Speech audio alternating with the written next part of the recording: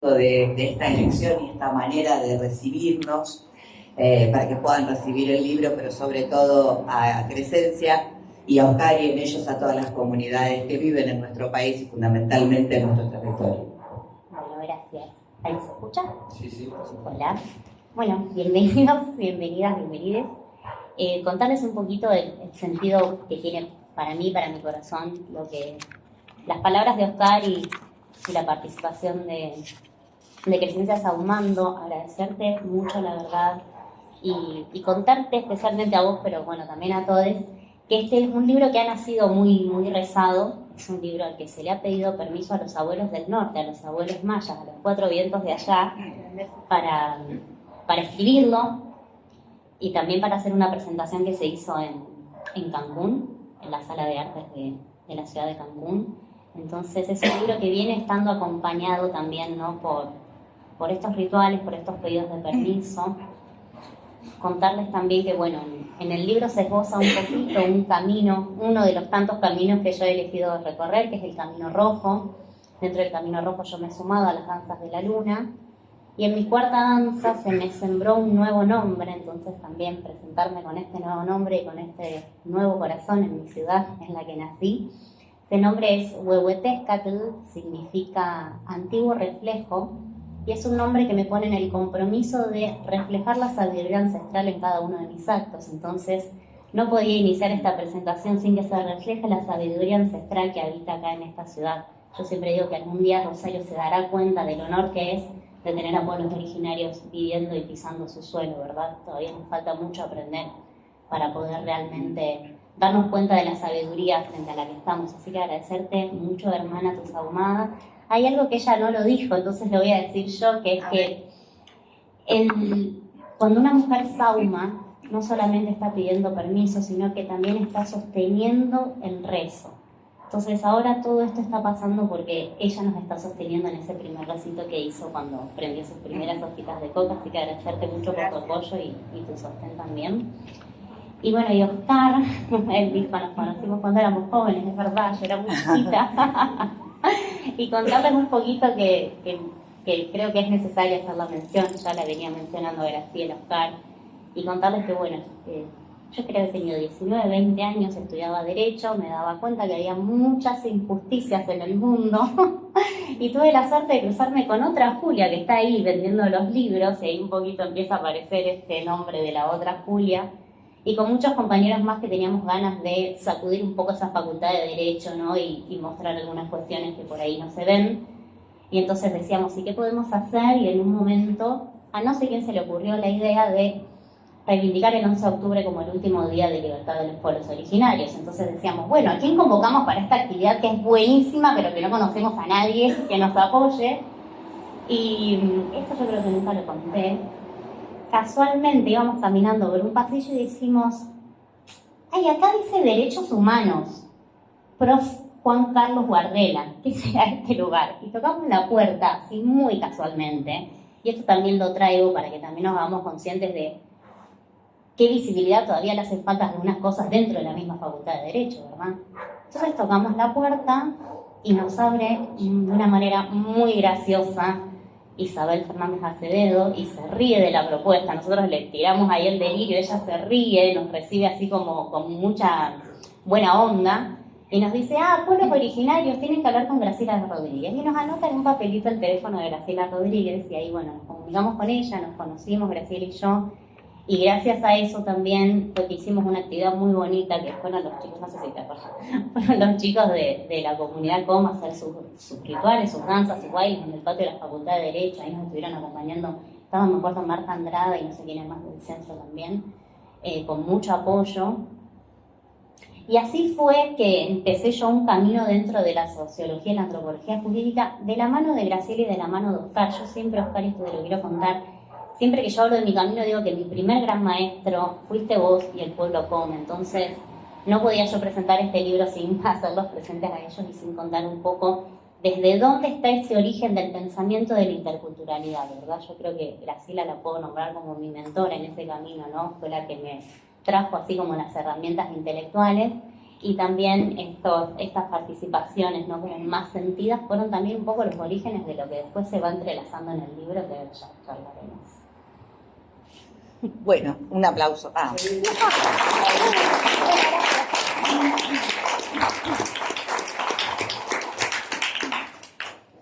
Bueno, ahora vamos a ponernos en un tono un poco más formal para contar un poco de Julia en términos de su recorrido, de su trayectoria. Muchos de los que están acá ya la conocen, pero para poner en común y poder empezar a dialogar respecto a este libro que se llama Los otros territorios, contarles que Julia es abogada, tal cual contó, es mediadora, recibió estos títulos a través de la Facultad de Derecho de nuestra querida Universidad Nacional de Rosario, también se recibió de Magíster en Derechos Humanos en nuestro querido Centro Gardela.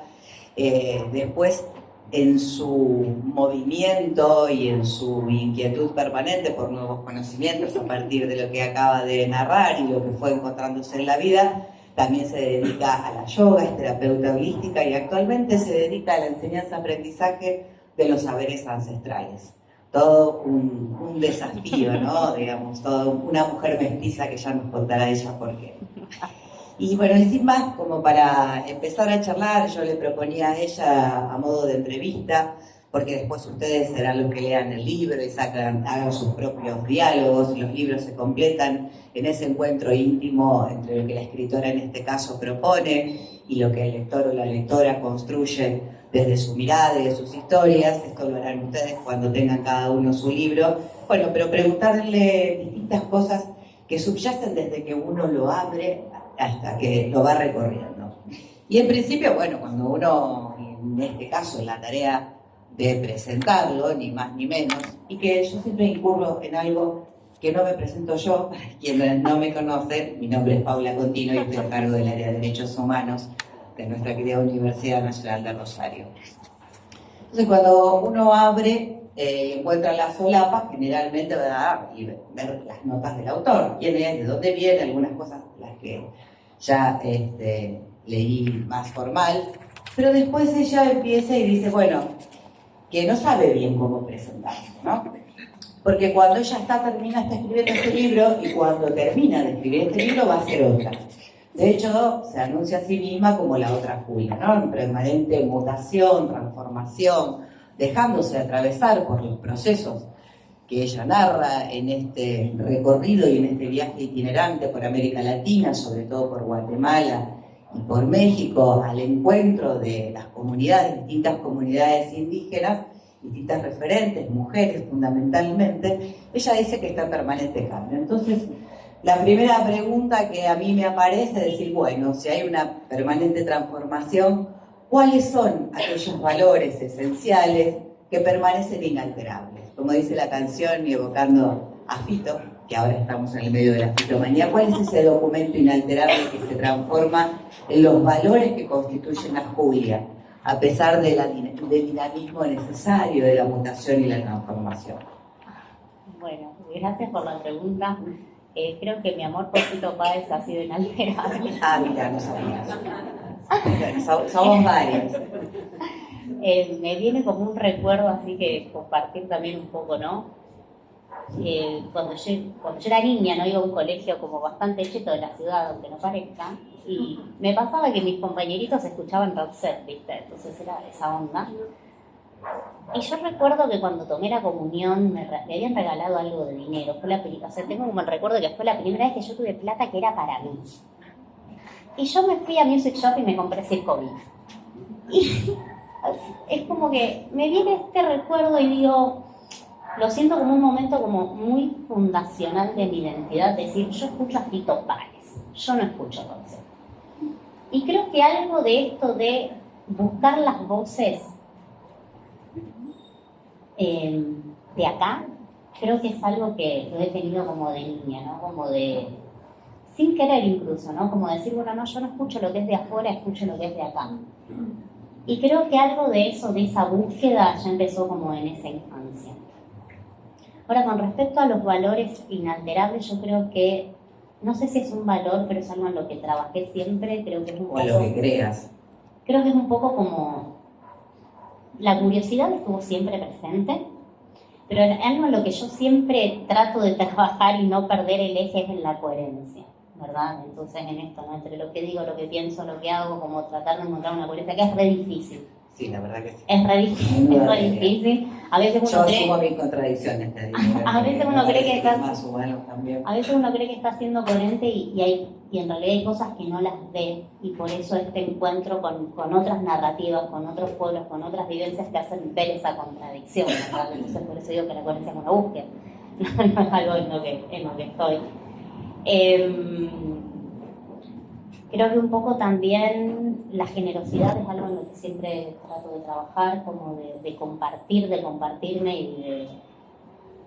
Sí, algo de que no es para mí, de que es un poco para todos, ¿no? Lo que uno hace, lo que uno construye, creo que un poco también esto se afianzó mucho más en la universidad pública, ¿no? Es decir, bueno, estoy recibiendo de todos los argentinos un título, entonces como en esta coherencia también, ¿verdad? De que sea algo que también se replique. La búsqueda de la sororidad, podríamos decir también ahora, ¿no? Como siempre construir vínculos, creo que es algo que dentro de todo lo que va mutando, porque creo que hasta lo que yo pensaba de la sororidad ha cambiado en estos años de feminismo también, dentro de esos cambios hay algo de eso que sí, que podría decir que es un documento inalterable.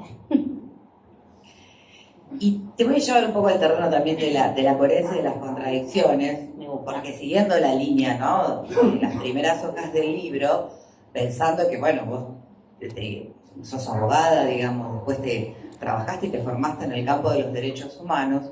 Cuando uno abre el libro y lo ojea, las primeras líneas, lo que encuentra es un fuerte cuestionamiento a los derechos humanos con su raíz jurídica e ideológica occidental.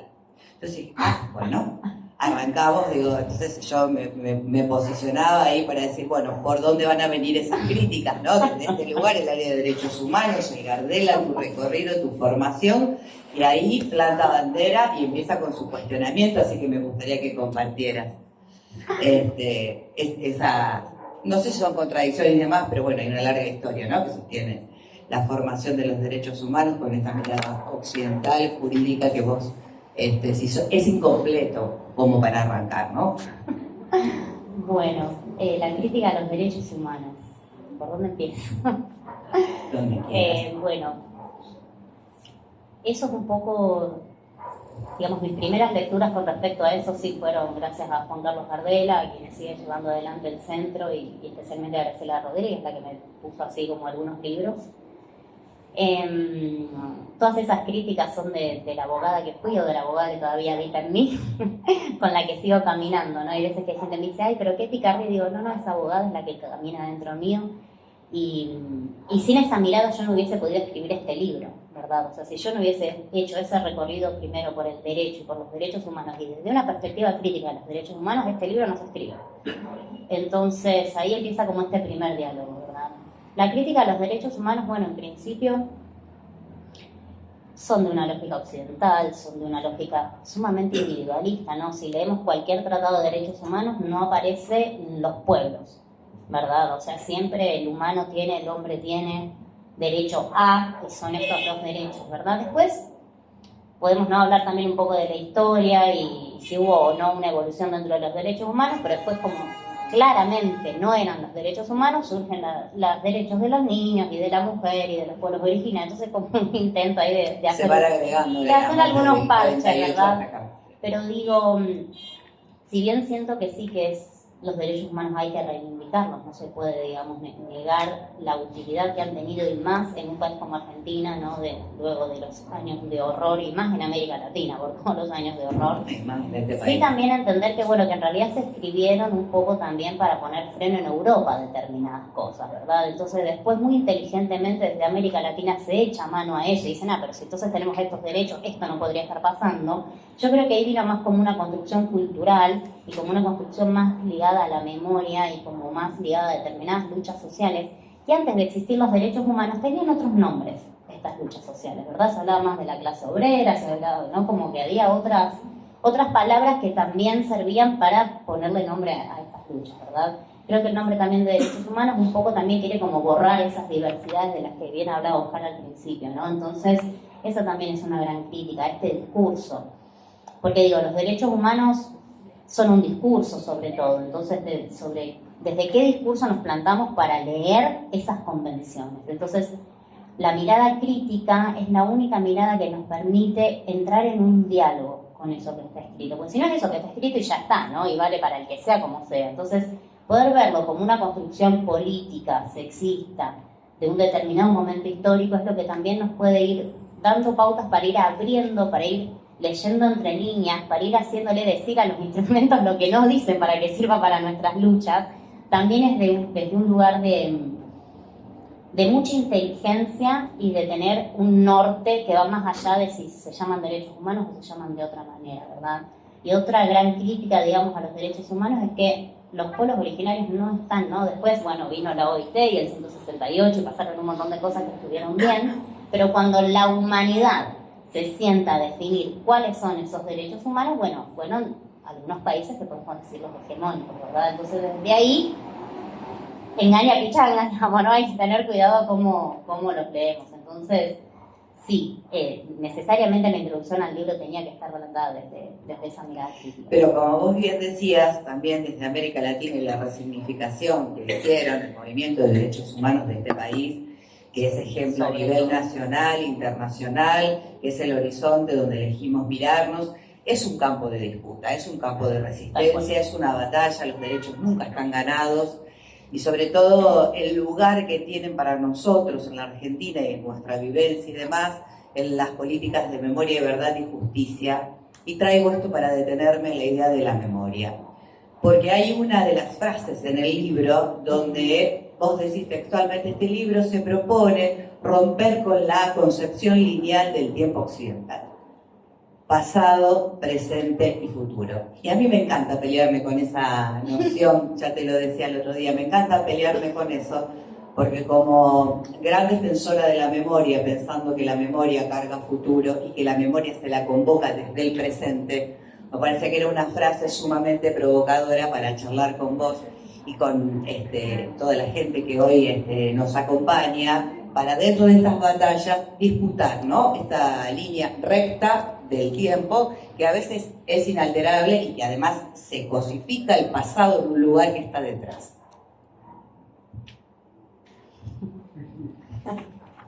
Bueno, esa frase un poco, sí la escribí en términos políticos, pero también tiene mucho que ver con esta cosmovisión, que es la que yo un poco he estudiado y tratado de entender de alguna manera, que es la cosmovisión maya, que es la que viene a romper de alguna manera con esta forma de pensar el tiempo, ¿no? Los abuelos y las abuelas mayas dicen que ellos no cuentan el tiempo, sino que miden movimientos, ¿verdad? Entonces, no pasó un día, sino que la Tierra se movió.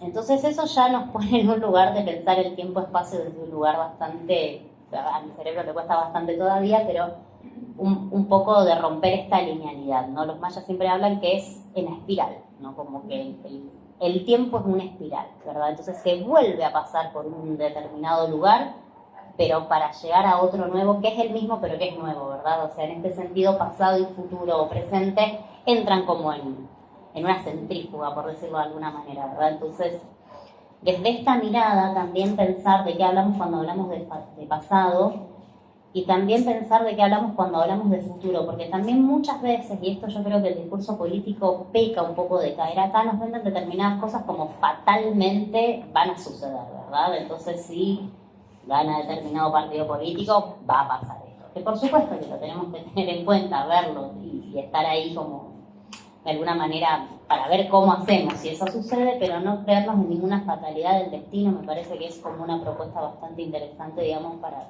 cómo miramos hacia el futuro y qué queremos construir hacia el futuro, ¿verdad? Un poco también me peleo con esto de pasado, presente y futuro, ¿no? Y en este sentido, ¿no? Traer también una canción de otro grupo de rock que dice que nos vendieron la historia de los indios en los museos. También nos hacen creer que hay cosas que solo están en el pasado, y esa es la mentira más grande que nos podemos creer. Nos hacen creer la historia de no me acuerdo quién era el autor, que decía la acontemporaneidad de lo contemporáneo, ¿verdad? Entonces no es ahí el pueblo como antiguamente que hacía eso. Oscar, ¿qué estás haciendo hoy, verdad? O sea, que esencia cómo son hoy los rituales, ¿no? O sea, como entrar también un poco en ese diálogo de lo que nos han vendido también, lo que nos han dicho también en la escuela, ¿no? De pasado, presente y futuro. Entonces, Si yo el pasado lo miro distinto, me paro diferente en el presente y puedo mirar hacia un futuro posible, diverso, puedo mirar hacia un futuro donde hay muchas posibilidades latentes, ¿verdad? Entonces, esto que creo que lo habíamos hablado, construir la memoria, no es recordar algo, ¿verdad? Entonces ahí, si es hacia atrás o hacia adelante, es un punto de vista también, ¿verdad? Porque además, también siguiendo lo que vos decís, la memoria no es repetición. Claro. ¿No? La memoria, conmemorar no es repetir, Exacto. digamos. Es volver a pasar, como vos decías, o volver a pasar por el corazón, como quiere decir la etimología de la palabra recordar, pero con toda la fuerza política que tiene. Exacto. Eso. Y cuando estoy hablando de la fuerza política, estoy hablando de la fuerza política que tiene la memoria para la transformación. Y que no habría posibilidades de leer este libro si no es así en esta clave, ¿no? Los saberes ancestrales, y uno piensa en algo absolutamente lejano, pero que afortunadamente resisten, resignifican y están acá, y somos nosotros quienes tenemos que volver a aprender, desaprender, volver a escuchar, o empezar a escuchar, ¿no? Y otra digamos, de los ejes que plantea fuertemente a lo largo de la narrativa es un concepto central de nuestra cultura occidental, que es el tema del desarrollo. La idea del desarrollo tradicional, incluso de distintas perspectivas políticas, el desarrollo como una forma quizás lineal de crecimiento, la única forma posible de progresar, en términos como lo conocemos, desde la modernidad hasta acá, como si fuera la única forma posible de crecer. Entonces ahí poder correr y, no sé si es enfrentar, ¿no? Pero sí cotejar, digamos, miradas diferentes que plantean la idea del crecimiento, el buen vivir, la felicidad de lo común, entendida no en un sentido personal, sino en un sentido colectivo de la morada común. ¿Qué pasa con esta idea de desarrollo en estos otros territorios? Bueno, los territorios que yo recorrí, quizás por ahí, contarle para quien no sabe, ¿no? El libro se trata de proyectos en resistencia, digamos, en defensa de la madre tierra y en resistencia al desarrollo, justamente, ¿no? Entonces estos espacios que yo he ido recorriendo y con quienes tuve así como entrevistas y diálogos y con quienes pude participar, nadie habla de desarrollo, ¿no? Entonces acá es como volviendo un poco también a por qué le decimos derechos humanos, si le podemos poner otra palabra, por qué le decimos desarrollo y de qué hablamos de desarrollo, ¿verdad? Y ahí aparecen estos relatos y estas narrativas, yo digo que son las narrativas de la defensa de la madre tierra, son estas narrativas que nos hablan de justamente el buen vivir, del compartir, del equilibrio, ¿verdad? O sea, esto un poco también, pedirle permiso a la madre tierra para lo que le vayamos a plantar, pedirle permiso para tener los frutos de lo que ella después nos va a dar, no es lo mismo que decir, bueno, cuánta soja para cuánto dinero, para, ¿verdad?, cuántas hectáreas, ¿cierto? Ideológicamente nos han hecho creer que éramos una zona subdesarrollada del mundo, ¿verdad? Entonces, ¿qué es? La periferia, la emergencia, el subdesarrollo. Lo que sea, ¿verdad? Pero entonces esta idea de que entonces para salir de este subdesarrollo hay que copiar lo que se hace en otro lugar del mundo, ¿verdad? Entonces hay que, y no digo que no hay que hacerlo, pero se cae en esto de la industrialización por encima de un montón de cosas.